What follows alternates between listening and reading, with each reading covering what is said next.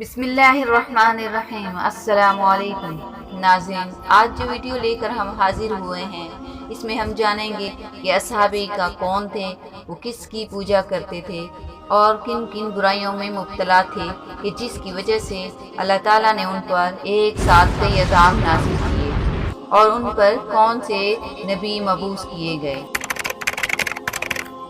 حضرت شعیب علیہ السلام حضرت صالح علیہ السلام کی اولاد سے تعلق رکھتے ہیں۔ وہ فصیح اللسان اور فصاحت و بلاغت کے ماہر تھے۔ وہ اہل مدین اور اصحاب ایکا کی طرف مبعوث کیے گئے۔ اہل مدین اور اصحاب ایکا ایک ہی گروہ کے دو نام ہیں۔ اہل مدین کا تعلق بنی اسرائیل سے نہ تھا بلکہ حضرت ابراہیم علیہ السلام کے بیٹے مدین کی اولاد میں سے تھے، جو حضرت ابراہیم علیہ السلام کی تیسری بیوی کتورہ سے پیدا ہوئے۔ یہی خاندان آگے جا کر ایک بڑا قبیلہ بن گیا جنہیں اہل مدین یا اصحاب ایکا کے نام سے جانا جاتا ہے۔ مدین ایک ترقی یافتہ اور شہری علاقہ تھا، جبکہ اصحاب ایکا دیہاتی علاقہ تھا جہاں جنگل اور بن آباد تھے۔ ایکا کے معنی گھنا درخت کے ہیں، اور ایسا ہی ایک گھنا درخت مدین کے نواحی آبادی میں موجود تھا جس کی لوگ پوجا کرتے تھے، اس لیے ان کو اصحاب ایکا کہا جاتا ہے۔ یعنی قبیلے کی نسبت سے یہ قوم اہل مدین کہلاتے تھے اور مذہبی نسبت سے یہ قوم اصحاب ایکا کہلاتی تھی۔ یہ ایک ہی قوم یا قبیلے کے دو نام تھے۔ اس علاقے میں بہت اچھی آب و ہوا، سرسبز میدان، نہریں اور آبشاروں کی کثرت تھی، جہاں میووں، پھلوں اور پھولوں کے باغات تھے۔ اس قوم کے لوگ بڑے جنگلات، باغات کے مالک تھے۔ ان کا بنیادی پیشہ تجارت تھا۔ اس قوم کے لوگوں کی زندگی پرسکون تھی اور مال و دولت کے مالک تھے۔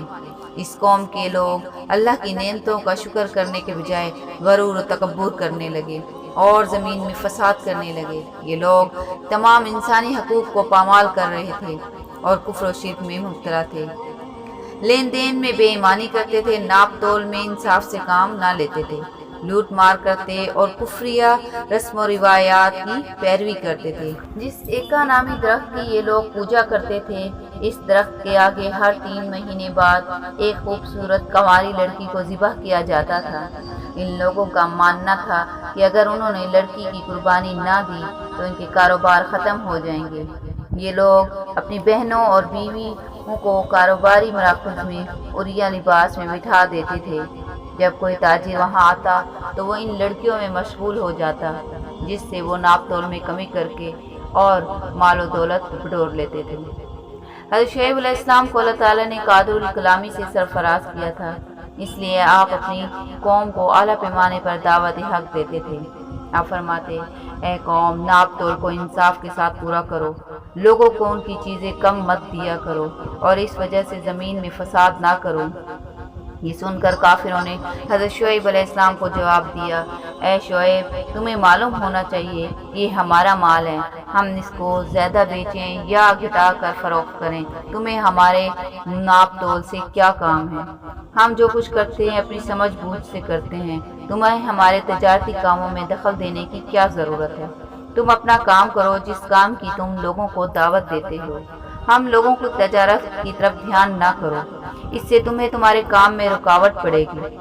حضرت شعیب علیہ السلام بار بار انہیں نصیحت کرتے رہے، اے میری قوم، خدا کی بندگی کرو، اگر تم اس کی بندگی نہ کرو گے اور اپنے ناپ تول اور میزان کو درست نہ رکھو گے تو یقیناً تم کو عذاب خداوندی پہنچے گا، جیسا کہ قوم نوح، قوم عاد، قوم ہود اور قوم لوط پر عذاب نازل ہوا۔ مجھے اللہ کی طرف سے آیا ہوا نبی تسلیم کرو اور اللہ سے ڈرو، اور میں جس چیز کا حکم دوں اس کو بجا لاؤ۔ حضرت شعیب علیہ السلام کی توحید کی دعوت سن کر قوم کے متکبر سردار بولے، اے شعیب، ہم دیکھتے ہیں کہ تو ہم لوگوں میں کمزور ہے اور نہ ہی تو ہمارا سردار ہے، لہٰذا ہم تمہیں سنسار کر ڈالیں گے۔ حضرت شعیب علیہ السلام اپنی قوم کو ہدایت اور نصیحت کرتے رہے۔ حضرت شعیب علیہ السلام نے اللہ تعالیٰ سے اپنی قوم کے لیے بد دعا کی۔ حضرت جبرائیل علیہ السلام فوراً حضرت شعیب علیہ السلام کے پاس آئے اور کہنے لگے، اے شعیب، تمہاری قوم پر اللہ تعالیٰ کی طرف سے عذاب نازل ہوگا، لہٰذا تم ہوشیار رہو اور جو لوگ تم پر ایمان لائے ہیں ان سب کو لے کر شہر سے باہر نکل جاؤ۔ حضرت شعیب علیہ السلام یہ سن کر اپنے اہل و عیال اور ان لوگوں کو جو آپ پر ایمان لائے تھے شہر سے باہر لے گئے۔ یہ دیکھ کر تمام کافر لوگ ہنسنے لگے اور بولے، اے شعیب، تم پر کیا مصیبت آ پڑی ہے؟ تم کہاں جا رہے ہو؟ یہ سن کر حضرت شعیب علیہ السلام نے فرمایا، میں تم لوگوں سے اب جدا ہوتا ہوں کیونکہ میرے رب نے مجھ کو یہ حکم دیا ہے، اللہ تعالیٰ تم پر اپنا عذاب نازل کرے گا۔ حضرت شعیب علیہ السلام نے اپنی قوم کو یہ فرمان سنایا اور پھر وہاں سے چل دیے۔ جب صبح ہوئی تو حضرت شعیب علیہ السلام عبادت الہی میں مشغول ہوئے اور آپ کی ساری قوم اپنے اپنے گھروں میں سوئی ہوئی تھی۔ اسی وقت حضرت جبرائیل علیہ السلام آئے اور خدا کے حکم سے ایک ایسی چیخ ماری کہ تمام کافر ہلاک ہو گئے، یہاں تک کہ کوئی مویشی بھی نہ رہا، اور ایک ایسی آگ نمودار ہوئی کہ تمام لاشوں کو جلا دیا۔ اس عذاب کے بعد حضرت شعیب علیہ السلام نے اللہ تعالیٰ سے التجا کی کہ اے میرے پروردگار، میں کہاں جاؤں اور کس جگہ رہوں؟ غیب سے آواز آئی کہ اے میرے پیغمبر، تم اپنے اپنے گھروں میں جا کر رہو۔ یہ حکم سن کر شعیب علیہ السلام اپنی ساری قوم کو جو آپ پر ایمان لائی تھی اور آپ کے ہمراہ تھی، ان سب کو لے کر شہر میں آئے اور دیکھا کہ سارے مردود جل بھن کر خاک ہو گئے ہیں۔